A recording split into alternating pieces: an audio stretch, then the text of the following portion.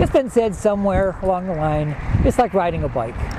And I think what they meant by that is that once you know how to ride a bike, you know how to ride a bike and you shouldn't have any problems with it. But what happens when you change bikes?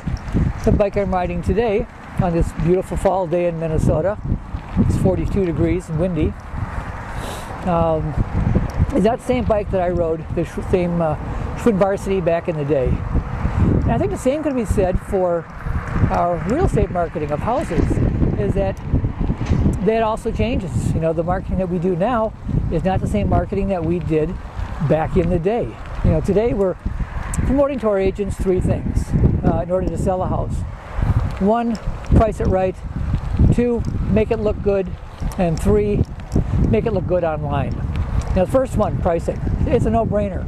In today's market, if it's not priced right, it's not going to sell. I don't care what you do.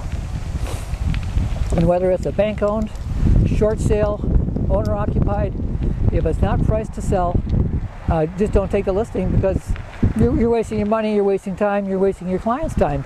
It's just not going to happen. The second, you know, make it look good. That's the fixing up, the sprucing, the making it look the best that it can look. And now when we list a house, we bring in a professional stager. And the stager makes recommendations, goes top to bottom.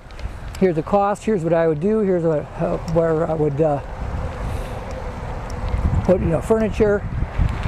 And we really encourage our clients to do it. I mean, I was never big on staging for the longest time, and now I am just sold on it.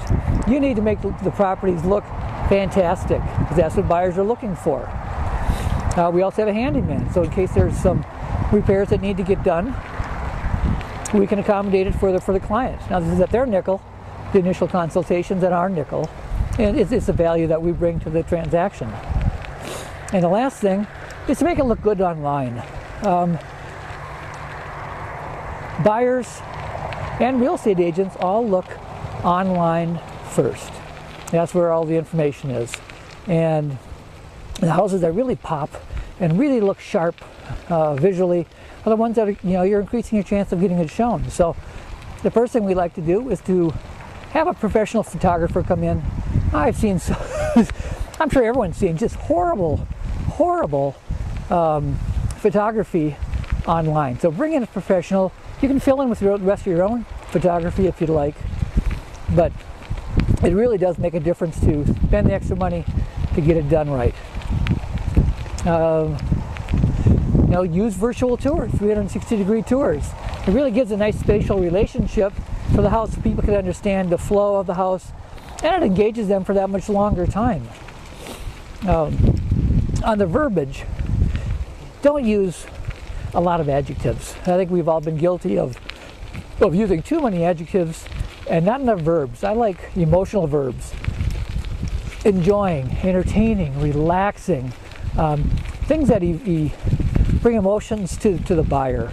Because it still is an emotional experience no matter what you say. And the more words that you can do to evoke that, I think the more successful you're going to be. In our MLS, we have 10 pictures, and each picture has the option of having a captions with it. More words. Just keep throwing as many words out there as you possibly can, because you want to keep people engaged for longer periods of time. And finally, use a single property website.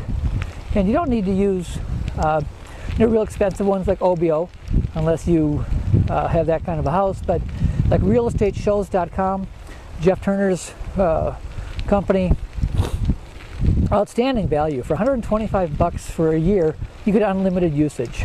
You can build a single property website with more photos than you get on the MLS.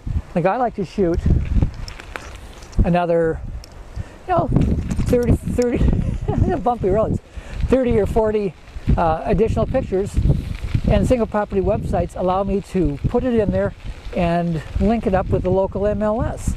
So you've got so much more content for potential buyers to be looking at, and that's kind of the key.